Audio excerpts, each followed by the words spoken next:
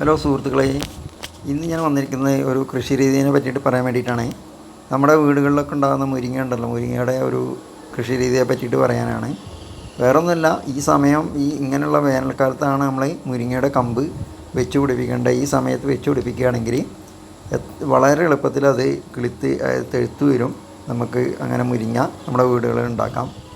ഞാനിപ്പോൾ കുറച്ച് മുരിങ്ങ കമ്പുകൾ അങ്ങനെ നട്ടുകൊണ്ടിരിക്കുകയാണ്, ഇപ്പോൾ കുഴിച്ചിട്ടുകൊണ്ടിരിക്കുകയാണ്. അപ്പോൾ അത് കുറഞ്ഞ തോതിൽ വെള്ളം നനയ്ക്കുകയും ചെയ്യുകയാണെങ്കിൽ എത്രയും പെട്ടെന്ന് അത് കിളുത്ത് വന്നിട്ട് നമുക്ക് നല്ല മുരിങ്ങ ലഭിക്കുന്നതാണ് കേട്ടോ. അപ്പോൾ എല്ലാവരും ഇതൊന്ന് നോക്കി നോക്കണേ. അപ്പോൾ ഞാനിപ്പോൾ കണ്ടില്ലേ, ഇതൊക്കെ ഞാനിപ്പോൾ വെച്ച് പിടിപ്പിച്ചാണ്.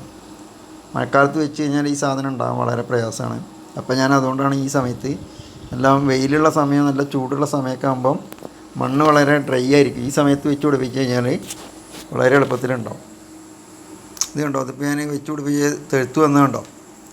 അപ്പോൾ ഇതുപോലെ നിങ്ങളുടെ വീട്ടുകളിലൊക്കെ ഉണ്ടെങ്കിൽ കൃഷി ചെയ്യാൻ ഇതുള്ള ആൾക്കാർ വേഗം മുരിങ്ങക്കൊമ്പൊക്കെ വേഗം വെച്ച് പിടിപ്പിക്കും കേട്ടോ. എനിക്ക് ധാരാളം മുരിങ്ങ കിട്ടും. വിഷമില്ലാത്തൊരു സംഭവമായിട്ട് നമുക്ക് ഉപയോഗിക്കാൻ പറ്റും, വീട്ടിൽ എല്ലാവർക്കും പറ്റുന്നതാണ്. അപ്പോൾ ഞാൻ വേറൊരു വീഡിയോ ആയിട്ട് വീണ്ടും വരാം കേട്ടോ.